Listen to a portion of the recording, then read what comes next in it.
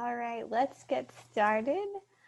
Hello, everyone. My name is Diana Gonzalez, and I'm from the Institute for Healthcare Advancement.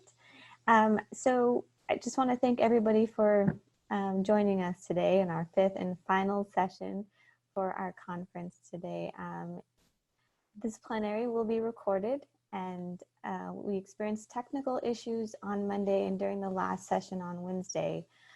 But we didn't want you to miss out on those sessions. So we made those recordings immediately available to you if you visit hlc.ihaforhealth.org.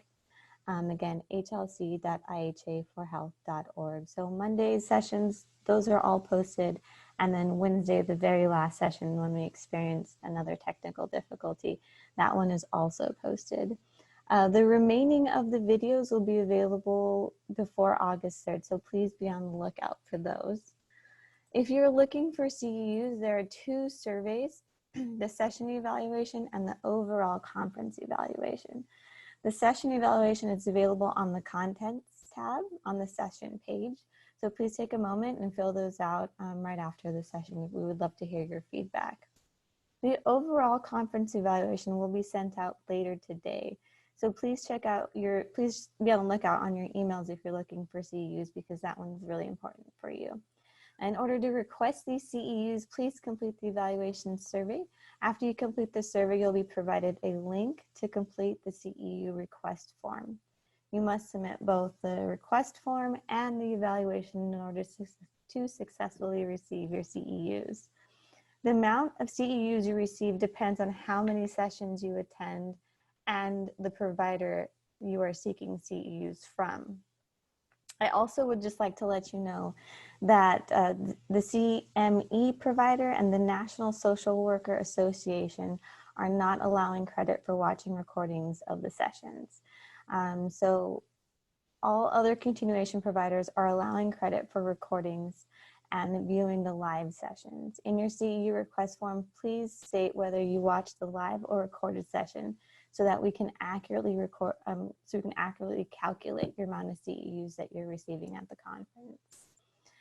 For more information about this and all the CEUs that we're offering, please check out our FAQs, or the FAQs page you can find on the home page, or you can always email us at conference@ihaforhealth.org. Again, conference@ihaforhealth.org.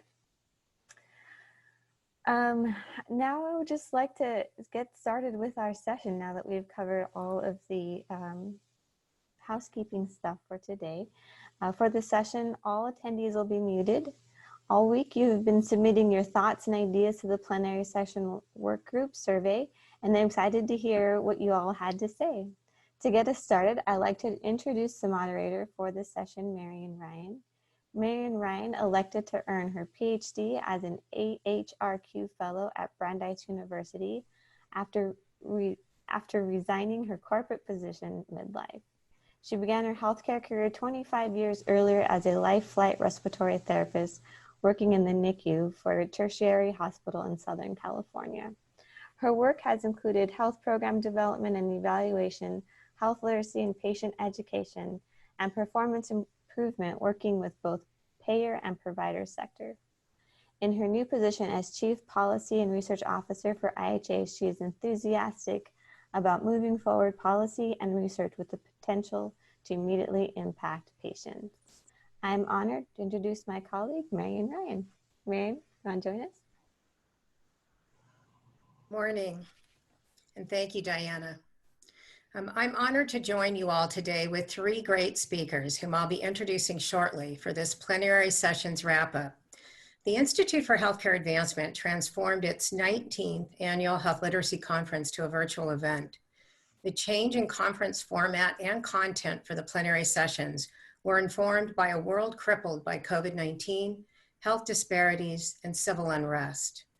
Due to the number of registered participants in this conference, we all had to re-envision a virtual process for a work group discussion that would typically occur immediately following a plenary session in an in-person conference environment. So to elicit your input and your calls to action, we posted a survey link on the engagement page about an hour following the plenary session each day.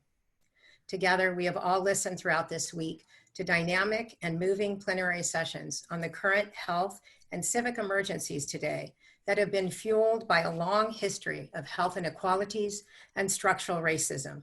Your voices were captured through our surveys as you told us what solutions you think are possible for us. We are all witnessing the worst global pandemic in over 100 years, and it's brought the world to its knees. And in the United States, it has exposed gaping and long-festering deep wounds, the lack of healthcare access, and long-standing health outcome disparities, residential segregation, poverty, inequities in opportunity and in education, in personal safety, in imprisonment rates. Blacks are imprisoned 6 times compared to whites, police brutality and murder, white privilege and discrimination, and civil rights laws and mental health and disability equity laws that exist on paper only. Many people supposedly covered by these laws are actually living today without access to the things they so desperately need. These are unprecedented times, but they offer for us an unprecedented opportunity to take action individually and collectively. The speakers are excited to present their key themes or takeaways from the plenary session and share highlights from your survey responses on solutions. We appreciate the time that so many of you took to complete the surveys, and we do want you to know that all of the survey findings will be posted to the Health Literacy Solutions Center website over the next coming weeks. If you have not completed one of the plenary session surveys, I encourage you to go to the page today and complete it. That will be open until 5 p.m. Pacific time. So many of you have provided just such great suggestions. You've shared programs and innovations and resources, and all of this information will be posted with the survey findings. As each speaker is presenting, I invite your active participation via the Q&A function at the bottom of the Zoom page. Everyone should be familiar with that by now. And please share your solutions or themes that you heard during your plenary session that maybe are not raised by the speaker, and I will be your voice for you. These will be shared at the end of each speaker, where there will also be an opportunity for you to pose questions. To provide context for some of the survey results you're going to be hearing about, I would like to provide you some preliminary data on the survey respondents themselves. Next slide, please. The top 3 largest self-identified groups are over 35% health educators, 22% are professionals working in public health, and 14% are those who fall into the other option. But this other option includes a wide variety of disciplines and individuals: hospital administrators, fitness, recreation therapists, healthcare consultants, training and education specialists, outreach and education workers, and even consumers. Next slide, please. A little over a quarter, 26% of the respondents have had fewer than 2 years in the field of health literacy. However, 49%, or nearly half, have 10 or more years of experience in the health literacy field, and 50% are actually leading health literacy efforts in your organization. 44% self-report good knowledge of health literacy and use of principles. 7% are new to the field, and just over 10% report proficiency and lead health literacy efforts. At this time, I would like to introduce our fabulous speakers. Our first speaker this morning is Dr. Joy Dupree. Next slide, please. Dr. Joy Dupree is a professor and associate dean for practice, innovation, partnerships, and policy at the University of South Carolina College of Nursing in Columbia, South Carolina. She was a Robert Wood Johnson Foundation Executive Nurse Fellow from 2014 through 2017. She currently teaches leadership in the doctoral program and is actively involved in health literacy research for numerous projects that target underserved and vulnerable populations in the Southeast. I'm honored to welcome my colleague, Joy. Hello, everyone, and welcome to the beautiful campus of the University of South Carolina in Columbia. It is my pleasure to be here today to talk to you about Monday's session, where we had a wonderful group of individuals speak about coronavirus and health literacy and health equity. How are we responding? They gave personal accounts each of how they are dealing with it within their organizations. For those of you who are adults who have had braces before, you understand this is not easy. So I apologize when my diction does not sound as clear as it should. Let's move on to the next slide. So what we learned from Monday's panelists were they all had many leadership roles. We learned about strategies to create partnerships and address the pandemic issues.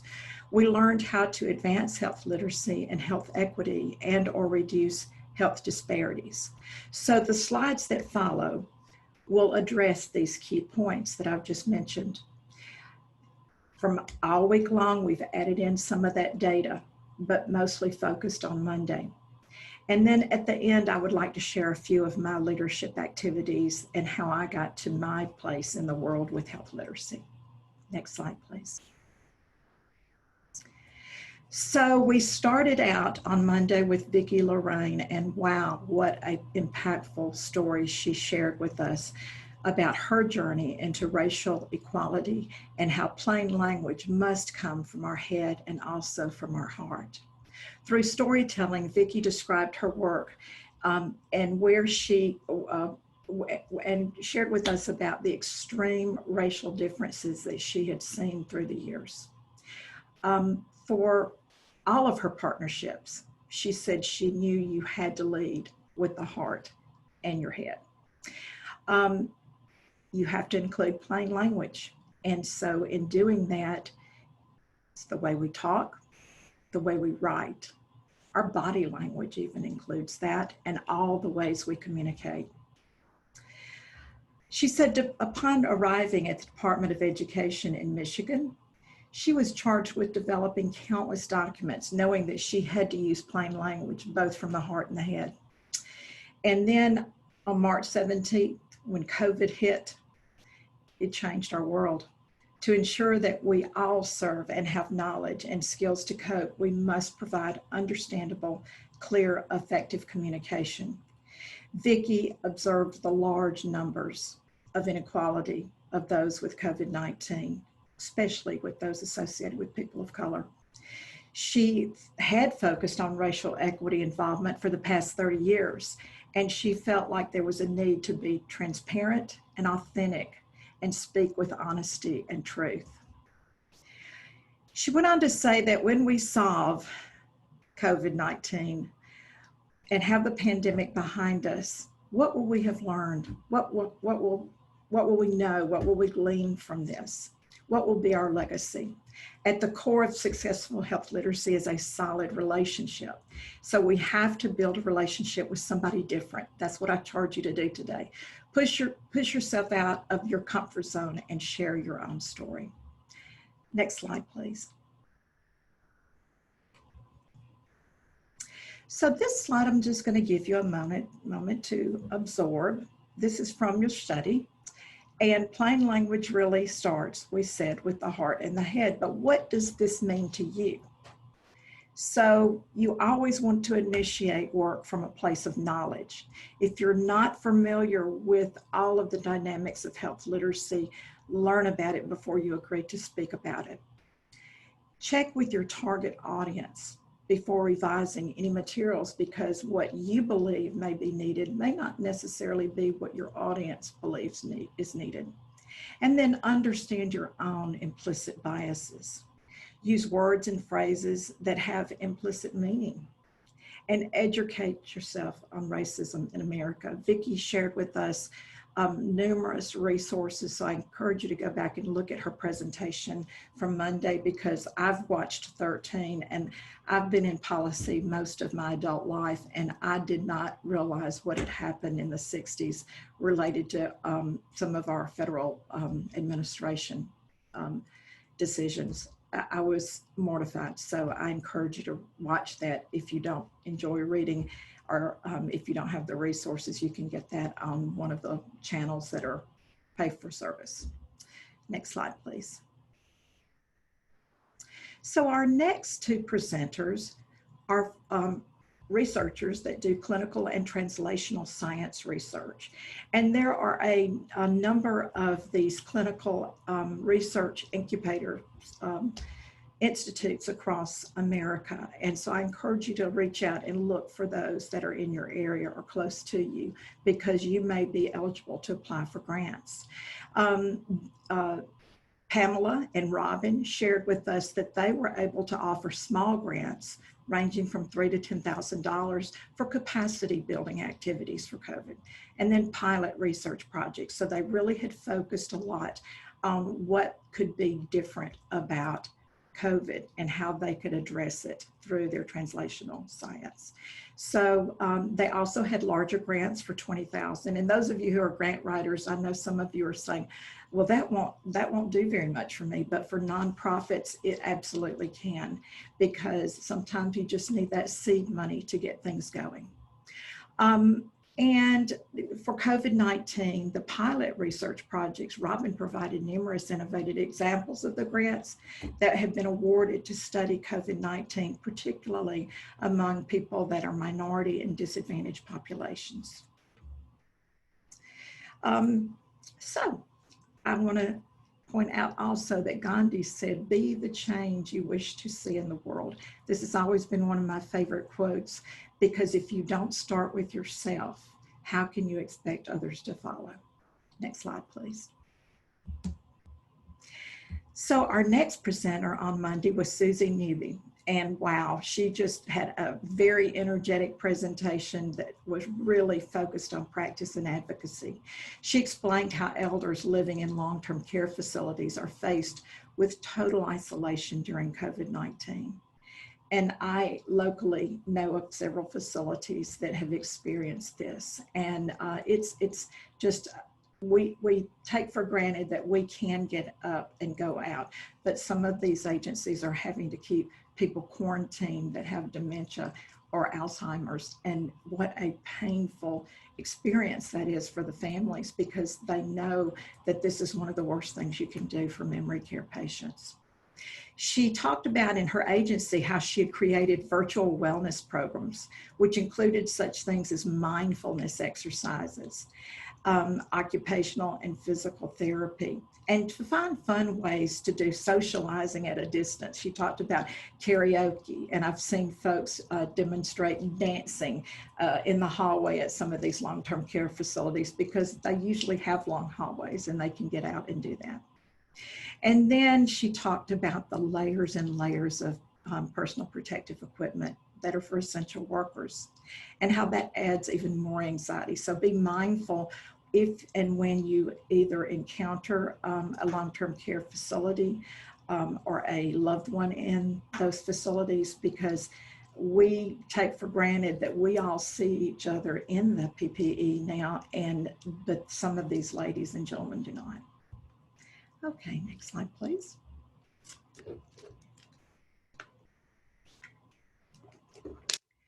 So Terry Green and Rachel Roberts kind of ended our day for us. Terry's an environmental health specialist, and Rachel is with the Institute of Healthcare Advancement. I have to put a plug in for Rachel. She has been one of our work group members this week and has done such a wonderful job. Terry shared with us how she had planned and held multilingual town hall events on coronavirus, and how, especially when it began to spread, because she realized early on that this was very contagious. But she also realized early on that there was a tremendous stigma among those in the community, and how they would talk to one another, and maybe lack a little bit of civility there, particularly toward those that were Asians, because we know that when this first began, there was a lot of information in the news about China's involvement.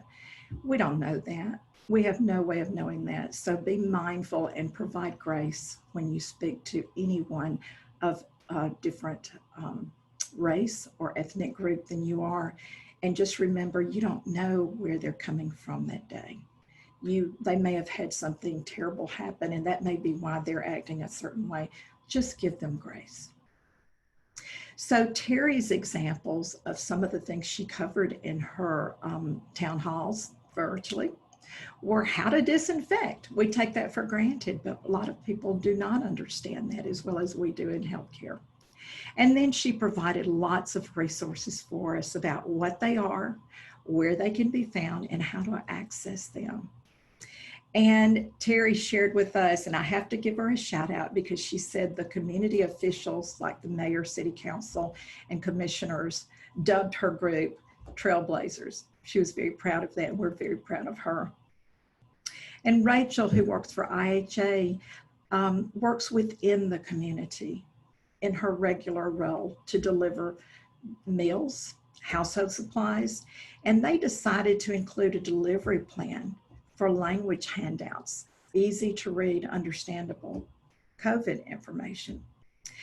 They wanted to provide a place where those at risk could go to get plain language materials to understand the disease, illness challenges for those that become infected.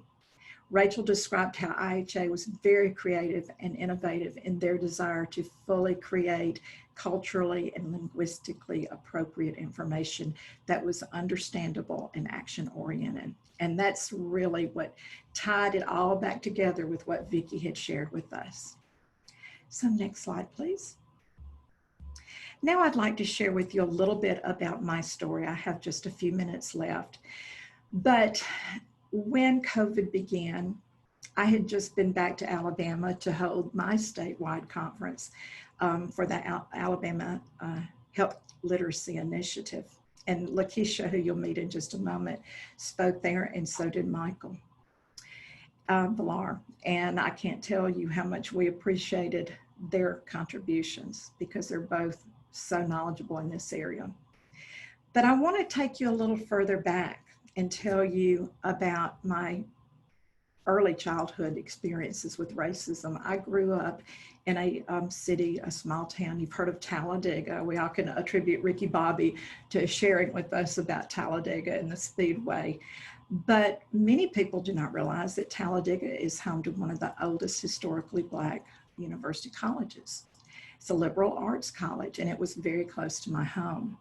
And I had so many absolute wonderful friends that I grew up with. Our schools were fully integrated by the time I was in elementary school.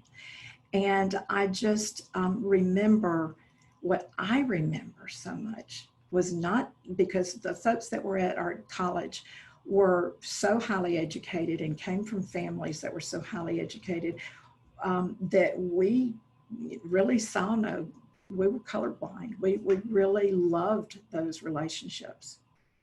Now, what I will tell you I noticed was the difference in how some of them treated each other that were not from the university or college, because there was a divide in how they respected those mostly with education. And many Talladega County and Sylacauga, Alabama are both considered terribly disadvantaged areas and one of the really lowest income levels in the nation. So I saw that growing up. I was fortunate to land a job at UAB, spent 20 years there and then retired. UAB is one of the leaders in diversity training. So I encourage you to look online. They do have some opportunities for the public that you can log on and utilize that. But if not UAB, go somewhere, learn about racial inequality and get some diversity training, because it will make a difference in how you're able to do your research. I went on to partner with the Sylacauga Alliance for Family Enhancement, who I will tell you, if you can find a community agency like SAFE, which is where I lived for many years in Sylacauga before I moved to Birmingham and UAB, it will parlay your research exponentially. You will have so many opportunities. I utilized this facility and partnered with them for over 15 years to be able to advance. I did my research there. I was able to advance the inequality within our community. And so next slide, please. So what steps would you take to address structural racism in your organization. I'm just going to let you look at this for just a moment and absorb this. But I think if you'll look at the one that stands out, 80% of you felt like to facilitate internal team conversations to create bridges to better understand one another. Far and above was the one that most people thought. Now this survey was check all that apply. That's why the numbers look different. But I just want you to think about that for your organization. And to summarize our key points. Next slide, please. You know, we've got a lot of opportunity. We can do research. Community-based participatory grants are a wonderful opportunity. If you're not familiar with them, check them out. Build a team of practice partnerships with the university that is mutually beneficial to you and to the organization. If it's not good for both sides, it's not good. And make sure you have a sustainability plan, because if you don't, you've come into a community and they get very upset if you just pick up and leave, if you came in and did all this great work. So start out with planning a sustainability plan. And then practice, build a relationship with someone different than you, and do it with stories from the heart. Reach out to the elderly in ways that you might not have that they need. And become familiar with policy. Several of our speakers have mentioned the Plain Writing Act of 2010. And then advocacy, I'm just going to say go big or go home. And next slide. So my journey in health education and policy and health literacy and health equity really began 20 years ago when I received a grant from Pfizer. Y'all may remember the Clear Health Communication grants. And as a women's health nurse practitioner, I went back to school just to treat indigent care patients because it was my passion. And this gave me an opportunity to do a project where I dispelled many of the myths related to fever management for children ages 6 months to 6 years. People throughout the United States have many different ideas about what is a true fever or what is not. So if you have an interest in that book, email me and I will make sure that we can get you a copy of that. And I used that work to go on and apply, and used health literacy as my topic to apply for the Robert Wood Johnson Fellowship that I was able to receive and just benefited from tremendously, which led to a gubernatorial appointment for improved healthcare in Alabama. Next slide, please. Which then went on to give me the funding and work with state government to create the Alabama Health Literacy Initiative. So I'm not going to click on this, but you'll have the opportunity to do that, or you can Google it. It's recognized by the Center of Disease Control, and it is now sustained by the University of Alabama at Birmingham School of Nursing. So in closing, I just want to say one thing. As you deal with your day-to-day activities with COVID and all the challenges you have, think about how you come across to those that you serve in the health literacy world, because they have just as many challenges and more. Maya Angelou has one of my favorite quotes, and it says, "People will forget what you said, people will forget what you did, but people will never forget how you made them feel." Thank you so much for allowing me the opportunity to come to you today to speak. And I will turn it back over to Marian for her to introduce our next speaker. Thank you all.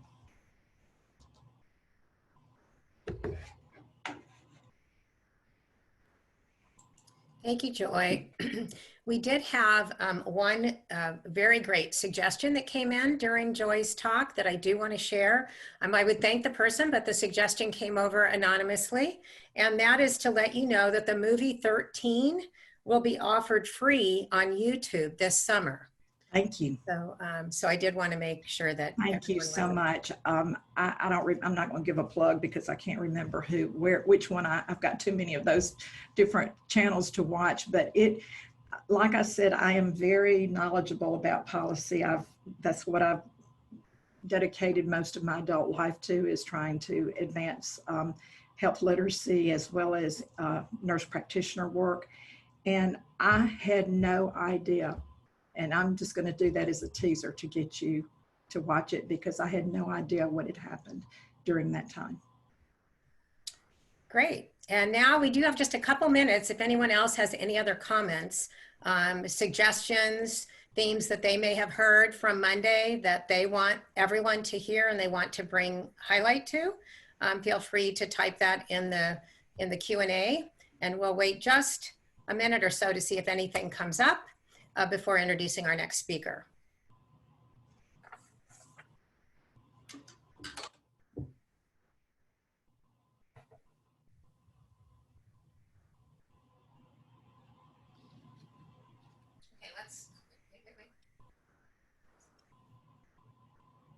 What's the movie's name and when is it available? From Linda.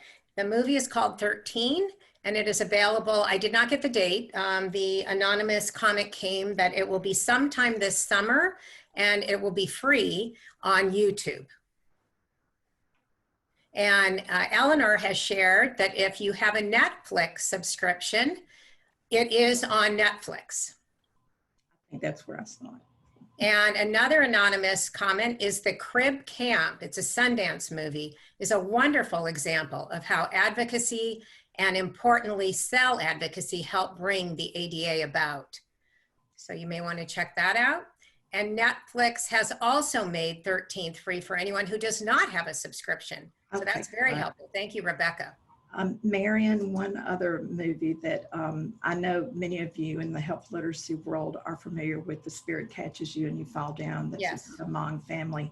But there is a movie, and I can't remember the name of it, but it's Clint Eastwood. And do you remember the name of that movie, where he is dealing with the multicultural integration of his neighborhood he's lived in all his life. And he becomes great friends with a Hmong family that moved in next door to him.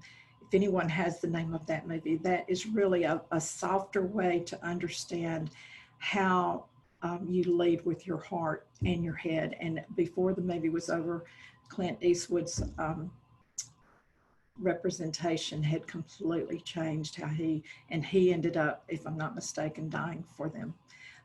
So several people have commented what the name of the movie is. Right. Gran Torino. Yes, that's it. That's it. And then someone else is recommending a movie, Carol, Pink Cadillac. Okay, I'm not familiar with that. Okay, we're going to go ahead and move on. Thank you, Marion. Thank you all so much. Thank you, Joy. Bye-bye. Joy. Next slide, please. I'd like to introduce our next speaker. Rachel Roberts is the Community Health Engagement and Strategy Manager at the Institute for Healthcare Advancement. Rachel received her master's degree in public health from California State University, Long Beach. And for over 25 years, Rachel has worked alongside healthcare professionals to design disease management and health promotion programs. She has taught health education in many, many, many different settings. And she is also a part-time faculty instructor at California State University, Fullerton.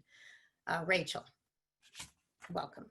Welcome. Thank you, Marion. And good morning, everyone. I hope you're enjoying the last day of our week-long conference. It's been a wonderful experience. And I wanted to share some information about Tuesday's session, which was COVID-19 stories and how the pandemic has widened existing health gaps. And as I was listening to the panel speak, moderated by Stan Hudson, it took me back to March 16th. So next slide, please. March 16th was our last day at work. And I remember Michael Valera, our CEO of IHA, held a meeting with all of us and said, we are moving to work remotely. And all of us, IHA, our Family Resource Center, was gearing up and getting things from our office to take home and transferring files in preparation for working from home. And I was thinking about how my life will change. Teaching at home, working at home, my kids affected. My husband works from home, so he was okay. But as I was leaving the office that day, I stopped and I looked at my desk, because I have one of those desk calendars that sits by the month, and it said March 2020. And I paused for a moment because I thought, wow, our lives are changing from one day to the next. We'd seen COVID-19 coming, we'd heard about the coronavirus, and here we are. And our lives were changing, but I thought, when the next time I step into this office, when will that be? Will it be months from now? Will it be a year from now? And during that time, what's changed? What changed in our personal lives, in our communities, our counties, our state, our nation, the world? And our panel really brought that home. Next slide, please. On Tuesday, again, moderated by Stan Hudson, we heard from 4 speakers who shared their stories of what's happening now as we're in this phase of COVID-19.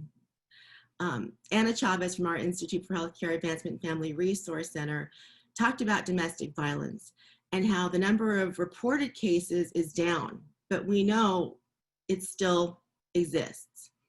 She talked about one of her clients who was thriving and who was doing well as she was a victim of domestic violence and had gotten a job and she was getting out of the house. She has 5 children. And since the stay-at-home order, she's now home full-time with the children and the person she's with. And Anna's seen her taking steps backwards and not thriving like she used to. We heard from Susie Newby, who talked about working with older adults in a senior living facility who are also experiencing failure to thrive because they can't see their family anymore. Everything they're isolated in their room and they have dementia. And she talked about how the new family are now the employees of this assisted living facility and creative ways to help them thrive by looking at the whole patient. We also heard from Ernesta Green, who talked about the non-essential workers in hair salons, in barbershops. And yes, it's hard not getting your haircut. I haven't had a haircut since March. But she talked about how even though they're non-essential workers, in her community with African Americans, they use salons and barbershops as a means of outreach for the community, for education.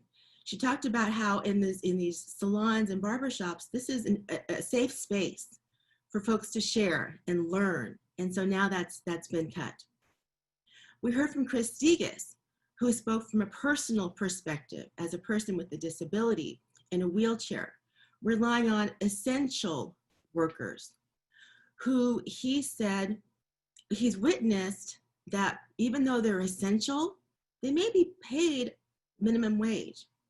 And he's wondering what kind of training they're getting because he's heard them talk about traveling to his home on public transit. And he's wondering to himself, how careful were they? Were they wearing their mask or did they wash their hands? And even though they came into his home to help him and put on the gloves and the mask and all the coverings, he noticed in some cases with the gloves on, they'd reach for their cell phone and wondering, oh my gosh, how many germs are on that cell phone? Will they wash their hands again? What if I hadn't seen that? And so the fear of cross-contamination. Next slide, please. So they all talked about challenges they're witnessing in the community, challenges that we see, challenges that you see, treating patients and working with community members and having your communication cut off because we're all home now. The financial challenges, the loneliness for the people who are victims of domestic violence, and seniors who can't see their families, and families who can't see their loved ones, and safety concerns. You know, how are we reporting domestic violence safely? How are we training essential workers? And patient-centered care, looking at the entire patient. In the case what Susie mentioned is that when one patient was refusing to wash her hands, she had dementia, and they went through all of their steps they learned in school and training, and they finally stepped back when nothing worked and thought, okay, let's learn more about this person and talk to the family and find out where they grew up and what they're comfortable with culturally. And it turns out that she grew up in the Philippines and was not comfortable using a sink. And she reverted back to her childhood with dementia. And they used a pot instead with water and soap. And that was how they helped her. And outreach. So as I share just a few questions and results from our survey, we'll have, again, the full report up in the next few weeks, but I'll share just a few things with you. And as I share this and talk about some of the results briefly, Just know that I've summarized the question, I've summarized the responses to make it a little easier to read, but that full context will be in our report. And think about ways we can find solutions to some of these problems as a result of these surveys, as a result of your input. Next slide, please. So the first question, or one of the questions we asked for the Tuesday survey was, we mentioned that fewer cases were being reported of domestic violence. What could we initially explore as a solution? And we gave you some solutions to choose from, and the number one was collaboration. Let's look for some health communication on the importance of reporting abuse. And Anna in her talk mentioned that they were looking at other ways to communicate with people who are potential victims of domestic violence, and putting up signs in places they visit, like Target, the grocery store, putting up safe ways for them to report violence, or safe ways to talk to someone. We also mentioned, you mentioned advocacy for adequate staffing of call centers. You talked about policy development and alternative reporting mechanisms for reporting violence. Studies to look at the long-term impact of these families that are quote unquote safe at home, but not safe at all. Next slide, please. Some of the open responses talked about relationships in communities, and looking at ways that teachers can identify abuse while they're teaching online. We know that a lot of teachers report the abuse because they see the bruises, they see the injuries at school, because they have these children in their classroom for 6 to 7 hours a day. But how do we do that now that we're online? So again, opportunities for us to explore. Next slide, please. Talked about older adults and what solutions or interventions could we offer to the families, because we've heard that a lot of families feel disconnected from their loved ones. And these staff in these facilities are number one, taking care of the residents and the patients, acting as the substitute family for them, but they also had to communicate with the family, and it's a lot, it's overwhelming. And so how can we can solve that? We again mentioned advocacy for communication strategies. You mentioned education for families about protocols and what's going to happen, collaboration, conducting studies of families and policy change. And so again, more opportunities for all of us to work together and prepare for the next crisis. This is a crisis that we saw coming, but how prepared were we? And we can use this data to prepare for future crises and help us get through the rest of this crisis as well. Next slide, please. We also asked about complex conditions and communication with individuals with medically complex conditions, and what strategies in your organization have you used to address this challenge? You answered practice patient family-centered care, like I mentioned with Susie. When things don't work, when what we've learned in college doesn't work, and all the steps we've learned doesn't work, look at the whole patient and talk to them to find out what other ways can you help. Offer tailored and compassionate accommodations, explore the history, again, more communication. A lot of this is focused on communication, and we have such a large group in this conference. And although you can't see each other and network with each other, there are so many ways that we can work together. And I'll cover that in just a minute. Next slide, please. So we asked also open-ended questions just to get your feedback and your response. And we asked, what actions will you take to reduce health inequities and systemic barriers and improve health literacy? And so these are your responses, not generated by us, but your responses, and so I'll share a few of those. Next slide, please. This first response includes so much. It talks about communication with people of all backgrounds and abilities. It talks about including your intended audience voice as we plan things, and advocating for change and materials. And so in this one response, there's so much we can do. Include the population and their needs and challenges discussed during the session, with planning health communications, especially around COVID-19 and vaccination. And as we know, there's so much misinformation and miscommunication, and so much work for us, which we'll cover in the next section of these slides. But I wanted to leave you with this last slide, because the response for this one, what subject matter would you like, well, actually a few more slides, would you like to have opportunity for more information on education? So we asked, what would you like to learn about? What else can we provide for you to help prepare us to get through this pandemic and get through the next crisis? And so here are a few of your responses. You mentioned information technology because we're on Zoom. Our conference is now virtual, like every other conference. And so how can we apply this to health literacy? How can we use technology? And again, I'll cover this in the next session as well.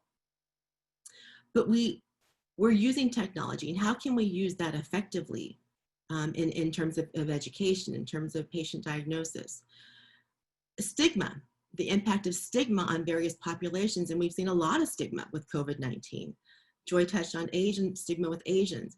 I heard recently from a family member who said that one of the people in the house next door to them was diagnosed as COVID positive, but they were so afraid of the stigma that they didn't tell anyone else in their home. And everyone in the home got COVID-19. And so we're working with communities right now in Orange County. We have 2 communities that are hit hard in Santa Ana and Anaheim, California. And we're looking at ways to reduce that stigma, make sure they get tested, and make sure they self-isolate or quarantine as needed. And again, work with elected officials to ensure that they have the proper understanding, because most cities have those websites, most cities have information out there, and most counties do too, but how can we ensure that they're following health literacy guidelines and practices in the verbiage they're using and the design they're using as well? This last slide sums up, I think, a great opportunity for all of us. And the response was, when we asked, what education would you like? This person said, the how. They knew the rationale. They've learned in higher education how health literacy reduces healthcare costs by lower hospital readmissions. They know how health literacy improves a person's ability to care for themselves, which means better health outcomes. And so they have that foundation, they have the rationale, but they want to know how to do this. And so as this person says, younger professionals understand this very well, but we don't get to learn how to put it in action. And here in this group with this conference, as Marian mentioned earlier, a lot of you are new to this field, and a lot of you are seasoned professionals. And what a great way to integrate that and collaborate by creating opportunities for us to teach the younger generation and show them and teach them how, and help them get involved with how to do this, how to write in plain language, how to design materials, or even recognize materials and assess them. So I'll leave you with that. Next slide. And ask if you have any questions about this survey we had, about any other solutions that you have, any input you'd like to add, because we'd love to hear your input. Thank you. Thank you, Rachel.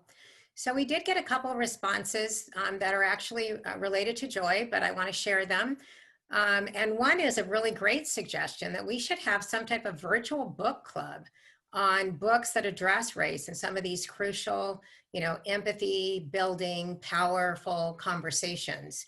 And so that's something that maybe we should take back and figure out how to facilitate on the Health Literacy Solutions Center website.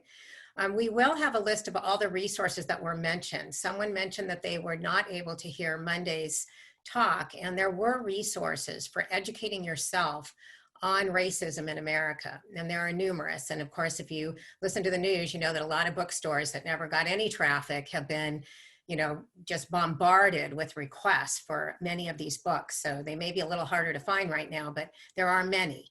And one person recommended Medical Apartheid, and she said that's, a very, very good book as well. The Pharmacist was mentioned as another movie. It's on Netflix to check out.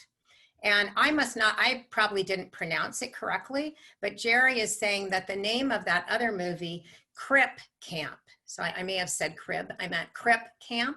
And there is a URL for that as well. And again, these will all be posted. Great. On my list. And Jerry is the one who commented that actually The Medical Apartheid is a harrowing book and an excellent book. And then one of our participants, Mark Willis, responded that another great theme from Monday that we didn't talk about, and I agree with you wholeheartedly, was the idea model that was presented by Dr. Lucy Jones. And it was because this work group focused on plenary sessions. So the task of this particular work group, and then the summary of the session, was to look at only the morning's plenary sessions. And then we targeted our surveys specifically to those speakers. And those are the themes that we're sharing with you today. But that's excellent, and that was a wonderful model. So again, I encourage those of you who may have missed Dr. Lucy Jones to go back and look at her handouts, because that was an excellent model for doing the work that we do. There's an article in the New York Times today about the ADA, and you can listen to the article as well. That comes from Judy. And then Lisa would like to advocate for platforms that can, creative ways that we can teach people how to use them, such as Zoom, and that Zoom could be used for people with different languages. So it might be an avenue by which we can start communicating people who are non-English speakers and bring them in to conversations. And another excellent book, and I think Joy said it, Dr. Dupree, but I don't think it probably, maybe somebody missed it, but another excellent book, Carol Wilson, on culture and health communication is The Spirit Catches You and You Fall Down by Ann Fadiman, and I highly recommend that to anyone who has not read that book. And then there's actually a URL for the New York Times article today.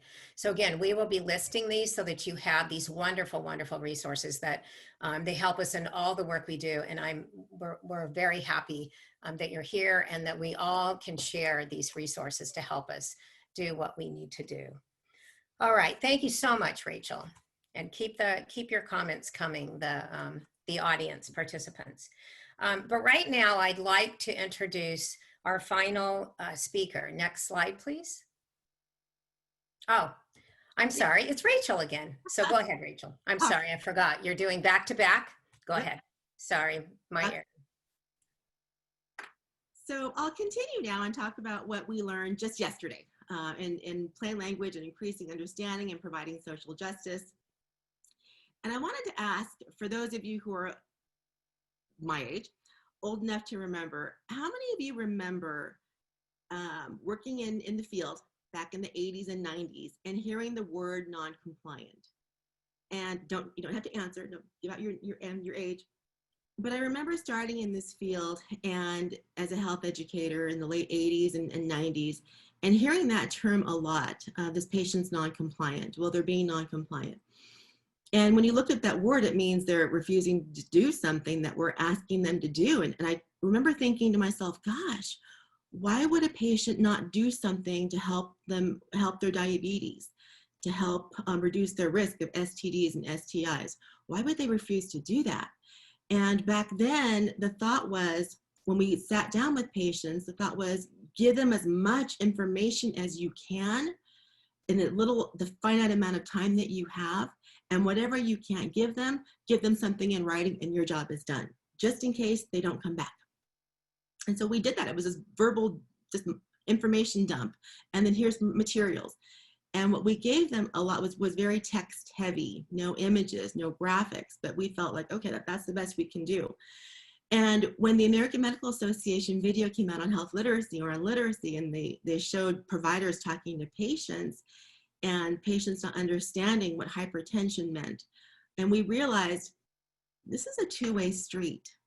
Compliance is a two-way street. And we changed the way we communicated with patients, and verbally, and also in terms of the materials that we give them. And so now with COVID-19, next slide, please. We're seeing that again. And this was one of your comments, one of the conference attendees, an anonymous comment, and this person said, we need to remember that not only are many documents overwhelming to read, but as you pointed out, meeting our plenary speakers, Rima Rudd and Barbara Kingsley, they are often read with fear and adrenaline surging. And this is so true with what we're seeing now. I mean, we work in this field as health educators, nurses, providers, dealing in hospitals, but there's still that fear. But imagine being a consumer who's reading something from the first time, and that fear, and it causes someone not to understand, especially if the materials aren't written very well or in a higher education level. Next slide, please. So Barbara and Rima, with their moderator, Casey, talked about that, talked about plain language and how to create materials in a way that are easy to understand and easy to read. They also talked about design. And we've come a long way from the 80s, where the term noncompliance was used quite loosely, to now where we understand teach back and making sure that we communicate it in a way that the consumer or the patient understands verbally, and also in terms of what we're giving them. We're choosing materials now that aren't as text heavy and have more graphics and more actionable items and larger fonts. And so we're doing so much now. And they talked about that. Next slide, please. We're doing so much that we have a law that took place, Federal Plain Language Act of 2010, that requires federal agencies to produce materials that are easy to understand and easy to read, using plain language, using design principles. They also talked about making them accountable for what they're producing by having the Federal Plain Language Report Card. And so Barbara showed us an example of a report card that said, this agency scored a C in this area, or an A or a D, and what they're doing to resolve that. Steps to create plain language communication, and Barbara covered those 5 steps for us. And also social justice, because plain language isn't just a health concern, it's a concern in all areas. And Rima talked about the person who received the ticket, I believe it was a parking ticket, and didn't quite know what to make of it.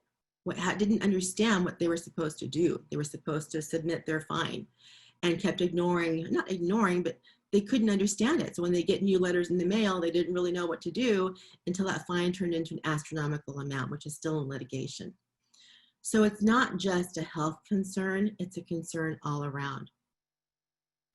So as I cover a few of these, again, a few of the responses from the survey, think about ways we can work together and collaborate, and think about some solutions as well. Next slide. We asked about clear communication during a crisis to get your input. And we said, how can we ensure all people have equal access to critical information, which is what we all need right now, our consumers need. And the 2 main responses were create a multi-organizational coalition to use plain language and disseminate via multiple channels, via social media, via websites, print materials, PSA, on the radio.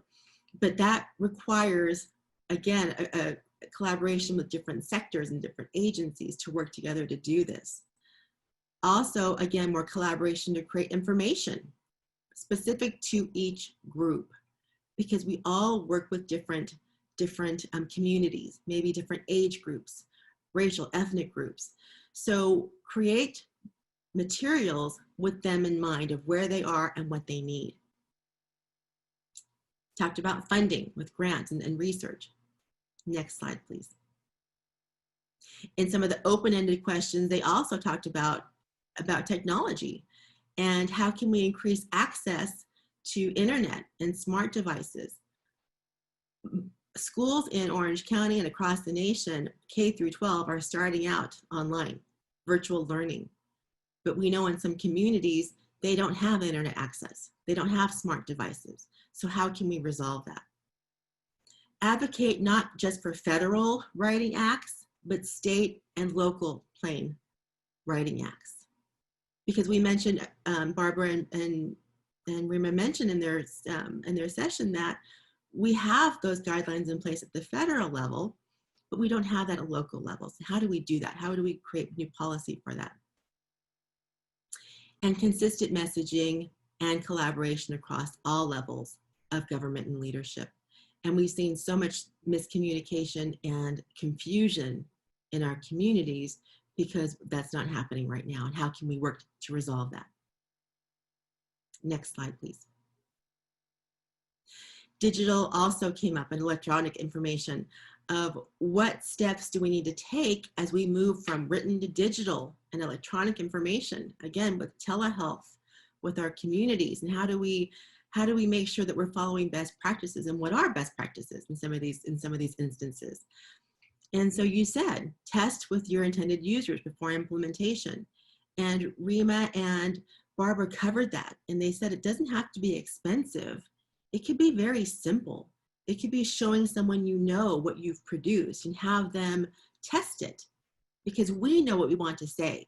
We know when we write something what we meant to say, but was that translated properly when the person who needs it actually uses it? And work with vendors to ensure the system meets the user's needs, because that user experience has to be a good experience, and they have to be able to do something with that. If there are all kinds of barriers to that user experience, they're not going to comply, right? They're not going to be able to understand what we're trying to get them to do because they're so busy trying to figure out how to make it work. More advocacy, more partnership with health literacy organizations. Your other responses as well. Next slide, please. Face covering and compliance, and this is, I can just speak for Orange County, it's just a big contention, source of contention. So why has the message to wear face covering failed to garner greater compliance? Because we've seen two sides of this, right? And the main answer that you responded to is leaders haven't successfully communicated the need to protect not only ourselves, but protect others as well. We need that communication. Also, personal decisions are based on what other people's behaviors. I noticed that in my neighborhood, where my neighbors are asking us, you know, are you guys still, are you still staying home? Because things are opening up. Why aren't you having any parties? How come? Because our house is typically the party where we have the family parties and get-togethers. And they said, you haven't done anything since March. So it's that pressure that people have, and they're following what other people do. And to defend yourself, to say, well, this is why I'm doing this, can be a little difficult for some people. Also mentioned health communication as well, plain language, and no risk health communication framework. Next slide, please. We also asked you to write your thoughts and call to action to other thoughts you wish to share that were not addressed in the survey. And so it was an open-ended question where you could tell us what some of your thoughts and calls to action are. Next slide, please. You also talked about the great divide with seniors. And this is, again, one of the groups that I work with. And we all have parents and grandparents and great-grandparents who maybe you've tried helping them learn Zoom and help them navigate their computer to find the app and turn it on, and their camera. We know that a lot of seniors aren't savvy with technology, but a lot of them have cognitive impairments as well, like dementia and Alzheimer's. And how do we help them stay connected? So this is part of our communication efforts. How do we do this? And with the community I work with in La Habra, I kick myself for not doing this before the pandemic. We saw it coming, and I didn't think about getting them on Zoom and holding classes for them in advance on how to do this and make sure if they have a computer at all, how to do this. And one of the things we want to do as a group is when we're able to train them and figure out how to do this, we want to train them on how to use certain methods, you know, to play bingo either over on a conference call, or if they have Zoom, play bingo via Zoom. So different solutions for this. And again, addressing barriers around delivering effective messages. So back to messages and social justice and privilege. So in yesterday's session, we learned that we've come a long way since the 80s and prior to that with our communication with patients and consumers. We have laws in place. We have trainings for teach back. We know how to create these communication handouts and materials. But now we're faced with a new pandemic, and we may have non-compliance again because perhaps we're not communicating well. And how do we teach others and collaborate with others and at the state and local level and other agencies to do this, to improve this? So I will leave you with that. Next slide. And ask what solutions you have or other plenary themes you'd like to share with all of us. Thank you so much. Thank you, Rachel. I'm going to go ahead and share mostly the suggestions. There's been a lot of input on additional resources and books. And again, we want to make the whole entire list available. But in view of time, I want to not certainly shortchange our last speaker who has wonderful presentation. And then I'll come back to additional input from the group if we have time. But right now, there's just a couple I want to mention here.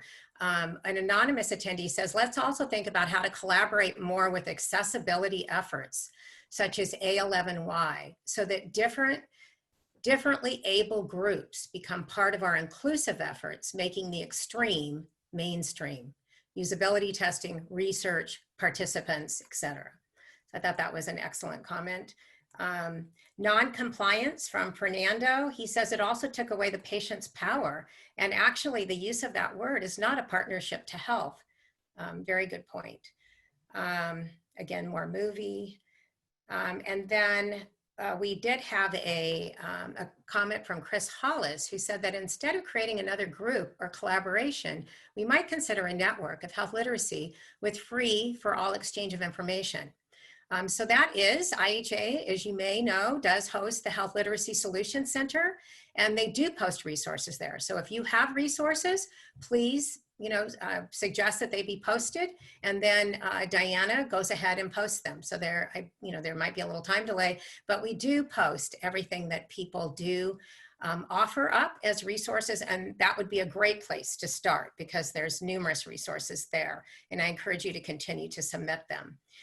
Annabelle says not motivated is also a term that's encountered a great deal in mental health, and that they try to reframe that idea and explore what barriers people encounter and how they might be addressed.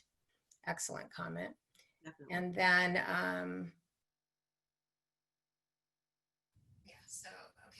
I'm going to go ahead, and the rest, I may hold. I'm going to go ahead right now, if it's okay with you, Rachel, and go ahead and move on to our next speaker of the day. So I'd like to introduce Lakeisha Kinnerson. Lakeisha is an assistant professor and program coordinator of the Bachelor of Science in Health Information Management undergraduate program at Samford University in Alabama. She holds a Master of Public Health in Health Information Management from the University of Alabama at Birmingham and is currently a doctoral student. She serves on national health information workgroups, and her research interests include consumer informatics, health inequities, and health literacy. Welcome, Lakeisha. Thank you. I'm happy to be here to discuss Wednesday's plenary, addressing COVID-19 inequities, strategies to rebuild our nation for an inclusive future. Next slide. Of all the forms of inequality, injustice in healthcare is the most shocking and inhumane. This is a quote by the Reverend Dr. Martin Luther King Jr. in 1966. This quote was over 54 years ago. We're still fighting the war to achieve health equity and eliminate health disparities, but we are winning some of the battles. As a native of Selma, Alabama, also known as Queen City of the Black Belt, and also a city in the cradle of the civil rights movement, I was told and I saw the impact left by Dr. King and other civil rights activists. That dream that he had is still ongoing. and we will discuss strategies to help reach that dream for healthcare. Next slide. You'll see on the screen a network, but there are no pictures. We're going to discuss, as part of the plenary for Wednesday and additional strategies, how do we fill this network in, this empty network? Who does it look like? What does it look like? By the end, you'll see what the goal of this week has been, as well as improving inclusiveness and equality. Next slide. When Dr. King spoke about his dream of little Black girls and Black boys playing with little white girls and white boys, the face you see on the screen was predominantly the audience he was trying to ensure had inclusiveness at the time. Then, next slide, next. He talked about his daughters, his son. So it expanded to children. And over time, we've seen those from various backgrounds, sexual identity, sexual preference, age groups. So that dream has expanded. And to ensure equality for all, we must continue the war. Next slide. The key points we're going to focus on from Wednesday's session includes Wilma Alvarado-Little, Janet Ohene-Fremberg, and Teresa Wagner. They discuss COVID-19 and inequities and the community's role in policy, advocacy, and education to address these issues, especially as we prepare for subsequent waves. Next slide. Janet Ohene-Fremberg, what a dynamic presentation. I was able to capture some of the words that I think truly spoke to not just her presentation, but what's going on currently. Some of the terms you see on the screen: communication, linguistically appropriate, justice, respectful, mindful, language, equitable, and inclusive. These were all terms she used as part of her presentation so that we could understand not just the message, but the messenger. And at the end, that message should be trustworthy. And that's why you see trust in all caps. Because if there is a breakdown of trust, then we do lose that audience when we are desperately trying to reach. Next slide. Teresa Wagner spoke also about not just the message, but the messenger and the consumer, that audience we're trying to reach. She spoke about awareness, the consumer, the messages that we're now seeing. When speaking about literacy in the past, we tended to focus on written and verbal. Now we're in a digital community, a digital global atmosphere. So we have to be very, very cautious of when we're delivering that message. Does it make sense? Is it reaching that audience? Are they able to truly utilize that information to make informed decision that moves them from being a patient, a community bystander, to being an actual consumer in their healthcare? She spoke about justice, access to healthcare, the social aspect of justice, gaps from the written information or gaps from the information until when it reaches that consumer. So we have to find that middle and come up with these interventions that ensure that the message is not lost. She spoke about community, and we have to remember the community in all phases of our interventions, from our initial thought to our avenues of communication, to testing, to ensure it's not what we think will work, but it's actually what will work for that community. Give them that voice during all phases. She talked about civics, the current epidemic. She quoted a recent op-ed, and it was, as I paraphrase, health literacy or low health literacy is a global epidemic and a silent killer. That is something I want you to really think about. It is not the silent killer like we think of as hypertension or high blood pressure, where it can be tested at any given time. So we have to be intentional about the message, the messenger, and that consumer to make sure there is no gap. We need to utilize community health workers, give them the information that they need to be successful. I want to highlight Teresa's part of the presentation where she mentioned when COVID first began, community health workers were a local source of information for community members. However, many of them were not prepared. Information that was provided by governments, by policy members, by those in the healthcare community used terms such as pandemic, epidemic, public health, incident rate. They were terms that many found foreign. So if they were unable to understand, how would they effectively explain that to members of the community? So we must keep that community health worker, our health educators, and others that are frontline communicators. We have to make sure they have information that is sufficient so it can be effective. And lastly, communication. Again, it is not going to be just the written and verbal. It's our body language. It's the mediums we're using to connect or that we don't use to connect. So it's a perfect time to assess what we're going to do to meet that need. Next slide. So how do we meet the need? Well, there's a call to action. There are calls to action. I mentioned social media.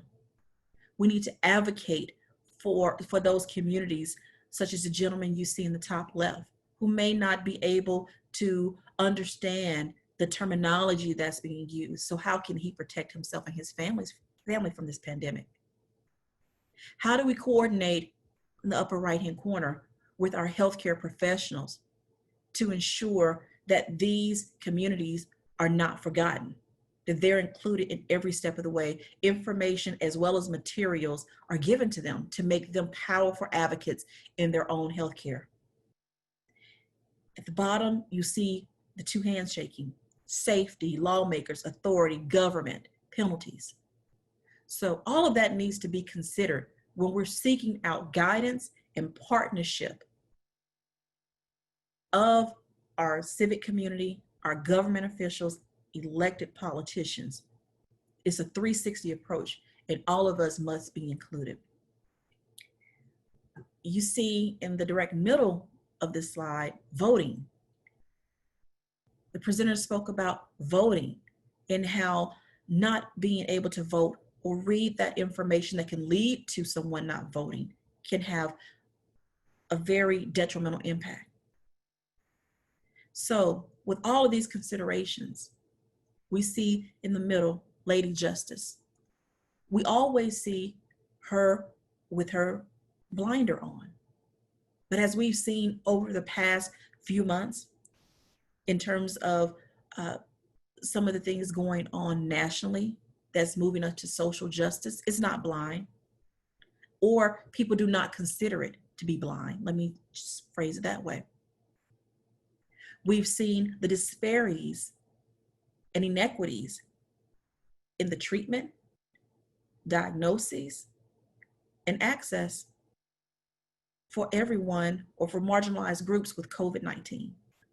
So we have many calls to action, and you can pick any of these to begin your process of making that change.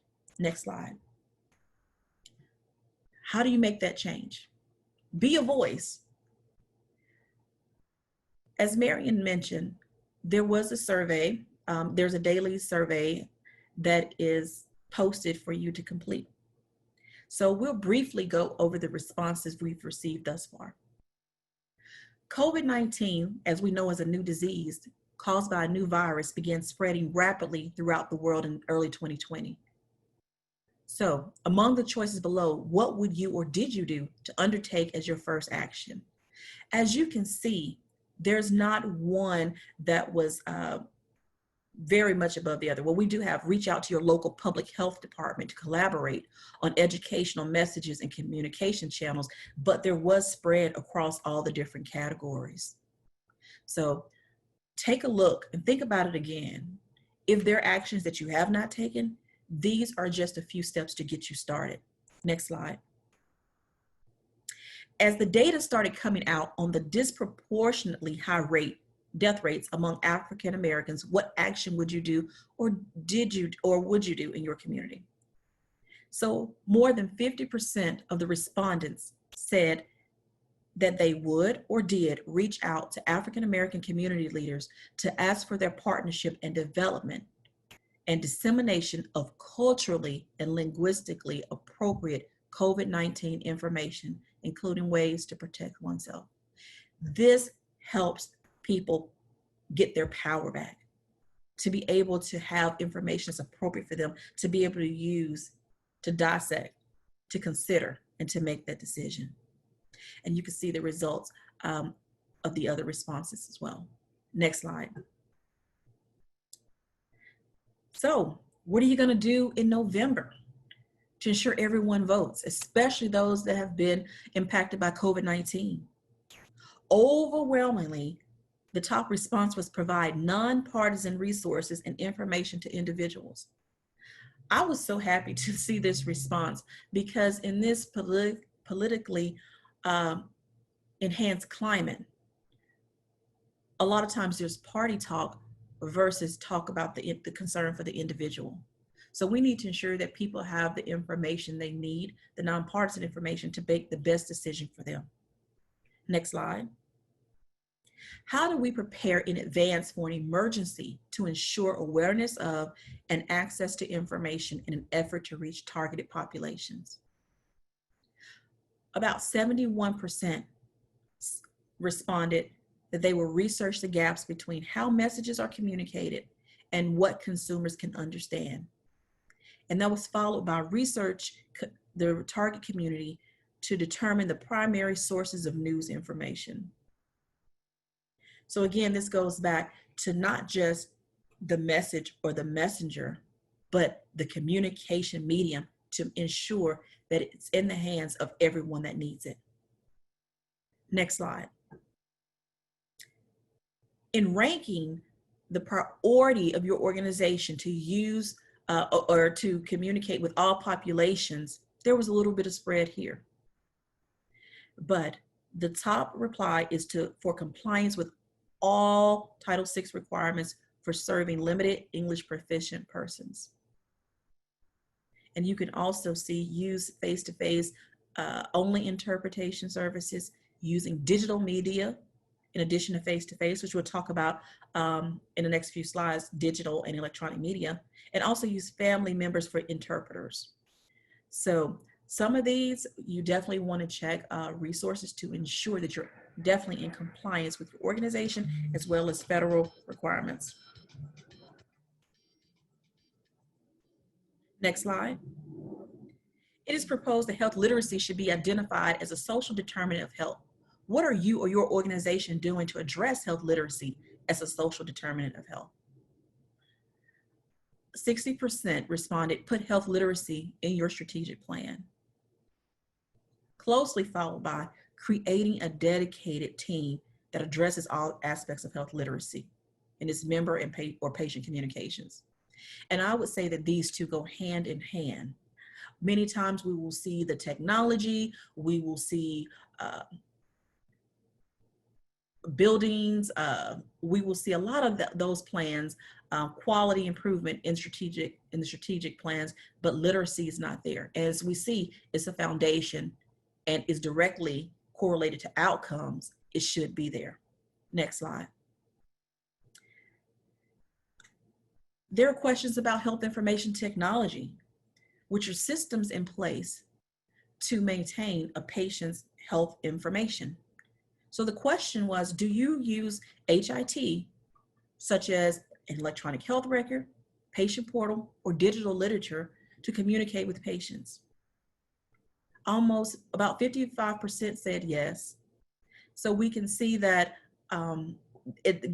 technology, health technology is gaining steam in addition to the written literature. So out of those that use health information technology, about 42% sometimes assess it for health literacy. About 11% said rarely, 32% usually, and only 16% always. So we need to flip those numbers so that health systems are always assessed to ensure that we're pushing electronic systems and information, but we want our patients and our consumers and our clients to be able not just to have access to the system or say the system is there, but to visit it and to be able to utilize the information to make appropriate decisions. Next slide. Lastly, you're able to write in any calls to action that you could do that was not listed. One is developing a health literacy curricula for K-12 students, and another to begin to take steps today to ensure that changes are made to bring literacy to all. Next slide. So initially we saw a network of blanks, but hopefully from Wednesday's plenary and our discussion today, you can fill in those pictures with your mother, your father, community member, patient, client, and anyone else. So I challenge you to take those calls to action, utilize information, and be that change to reduce health inequities. Thank you.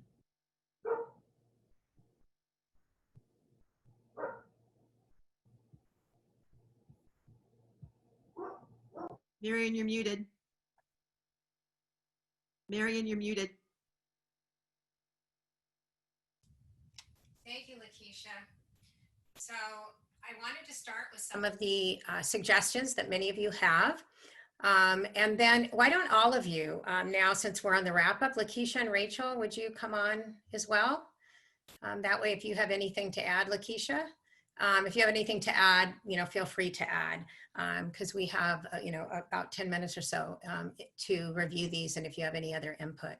So Chris Hollis has said that I think one of the areas health literacy people should consider in advance, and the changes are starting now, is how to communicate with employees about insurance, people with Medicaid or Medicare, those with inadequate insurance, about the changes that will be taking place both in insurance coverage, in the healthcare delivery processes, payment methods. This would also include information on their rights. And certainly we all know that the business of healthcare and healthcare system deliveries are actually becoming more and more complicated. And so the demands for literacy are actually increasing. So it's a very good comment. Do you, Rachel or Lakeisha, want to say anything? As part of the Alabama Health Literacy Initiative, a few of the board members are representing the health insurance industry. And so I suggest that with your state health literacy initiative or collaboration to invite members of the insurance community.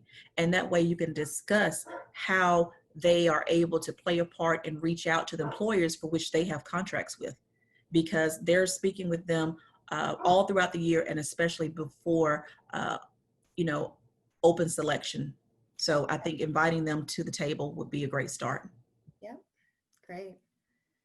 Yeah, and it goes along with what Rima mentioned also is in yesterday's session, is that literacy is across the board, like the example she gave with the person who had the ticket. I mean, it involves all of us in understanding, and if we don't understand our insurance and making the payments and the premiums and the deductibles and defining all that, I mean, a lot of people lose their insurance because they don't understand that they have to pay each month.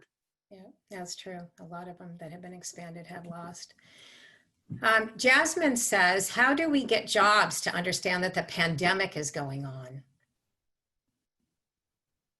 How do we get jobs to understand? Yeah, and I'm assuming maybe she's talking about non-essential employees, you know, those employees that are going to work every day to provide us what, you know, what many of us who've had the privilege of working remotely need.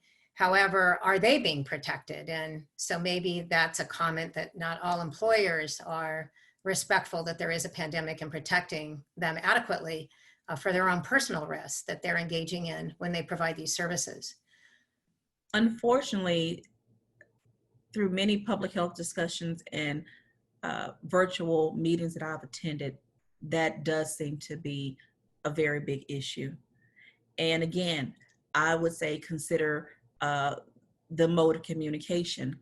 Most employers have social media accounts, and they're responding because they know that is an avenue of advertising, of recruiting, and also promoting their businesses.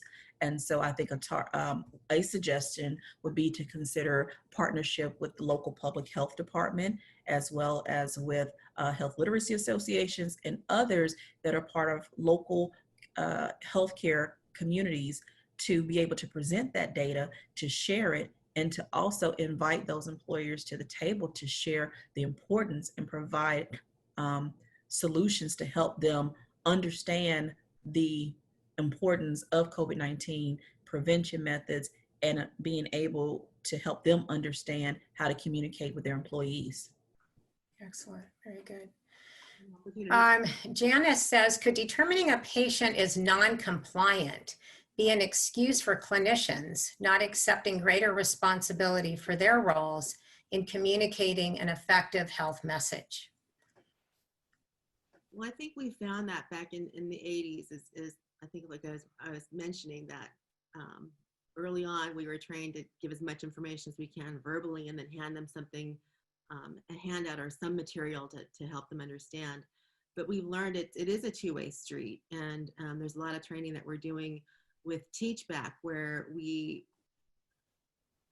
walk the patient through certain steps of what they need to do. I always use diabetes, as I work with patients who had diabetes for many years, and we walk them through the step of using their glucometer and testing their blood glucose, and then asking them to explain back to us as if they were teaching someone else. And so it's that communication. So it's training, and part of what we do at IHA is we do work with the community, and we do trainings, but we also do training with healthcare professionals, and teaching them how to assess the way we're delivering a message, to make sure that we're delivering it properly and in a way that the patient understands, by having them show us what we just taught them.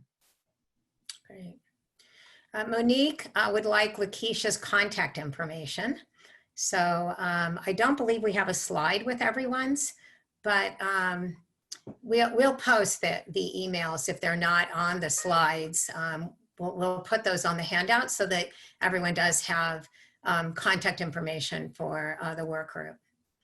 An anonymous attendee says, let's really aim to move beyond materials focus. We've all heard this, and certainly a critical issue, about a multi-channel method, diverse and inclusive solution. Some groups go first to apps and to smartphones for information. Others use laptops and desktops. Some only use print and the phone, but not the majority. Being part of the technology team and pairing our expertise with training in end-user-centered design, A11Y, and user experience means that it's more likely that these digital and non-digital experiences are created using plain language design and ease of use through better and well-tested navigation. Many tech teams simply do not use user testing or user research to build empathy on the front end. It's a huge gap. And I know, Lakeisha, this is a huge interest, an area of interest of yours. Lakeisha, you're muted. Yes.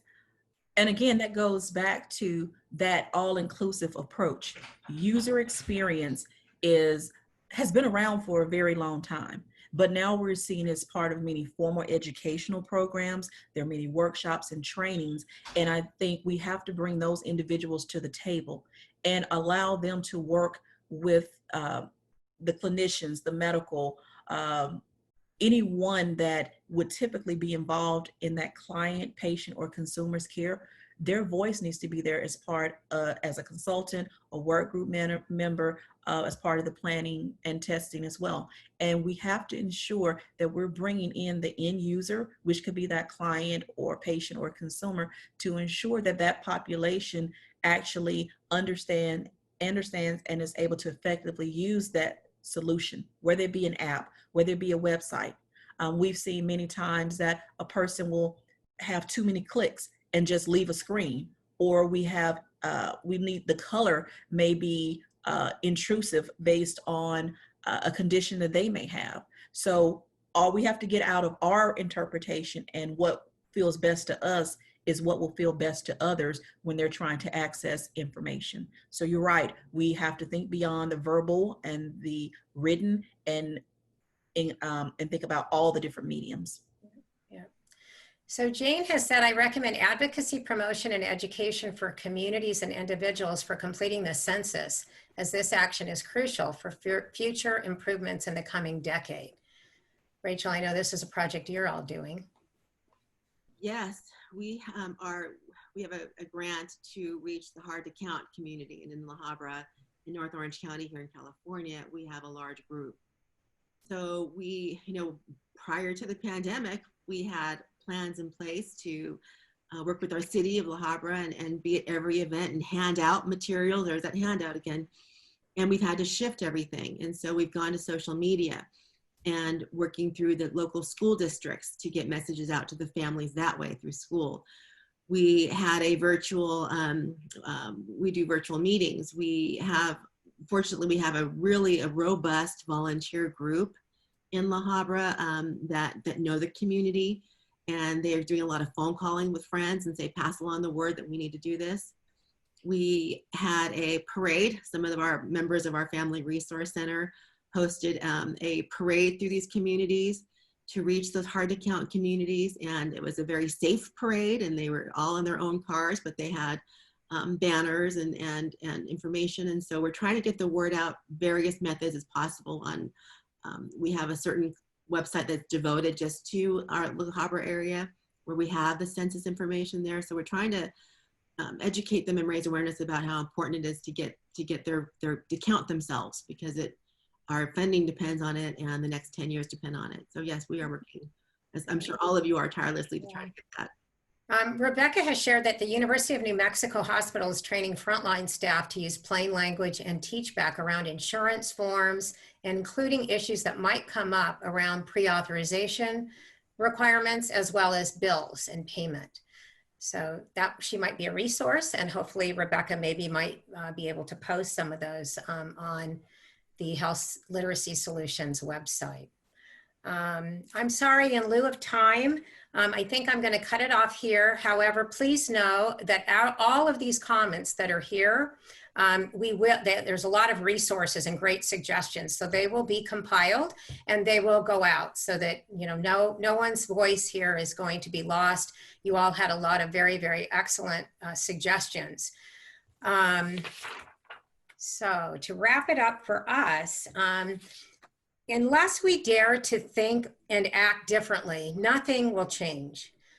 I believe every one of us must first examine our worldview and then work to successfully build sustainable practices and policies to move forward the work of health literacy and plain language, reduce health inequities, and ensure equal access to opportunity for every person by our diligent attention to all the social determinants of health. Working individually and collectively, our actions will help us achieve social justice. I urge you to continue discussion, collaboration, and share your implementation plans on the Health Literacy Solutions website. Share innovation that has been effective, but also efforts that have not worked. So much of our work that's been done in the grassroots area doesn't make it to publications, and that type of information isn't shared. When you have a stellar finding, sometimes you can get it published, but we can all learn. Failures and less than stellar findings also inform new development, and they do contribute to the progress of our ongoing work. Share any targeted interventions that you may have designed with and for the special population groups that we've heard so much about this week, as these are very much needed at this critical time of COVID-19. Please attend the Health Literacy in Action and Annual Health Literacy Research Conference. It's coming up in October 19th through the 21st in a virtual format again. And remember, as Dr. Rima Rudd once stated, big change can emerge from small steps. And I say the time to take these steps is now. With that, thank you all so much. I do have to say that you will have to sign out of this Zoom session and go back to your agenda on the platform, and you will find the closing wrap-up session that's being held with Michael Villar and Rima Rudd, and that will be in about 5 minutes. So again, thank you all, and nothing will be lost. And again, contact information will be shared. So we'll be sending it out. Thank you to my wonderful team members and our work group who work so diligently throughout the week. I hope that this format was useful for you. It would be very great for us to please give your feedback, because in this virtual world, we have to experiment and figure out what's best and how do we do this, bringing your voice and having a real discussion through this type of media. So we're anxious to hear from you so that we can continue to get better and better at what we do and share. Thank you all. Thank you. Thank you.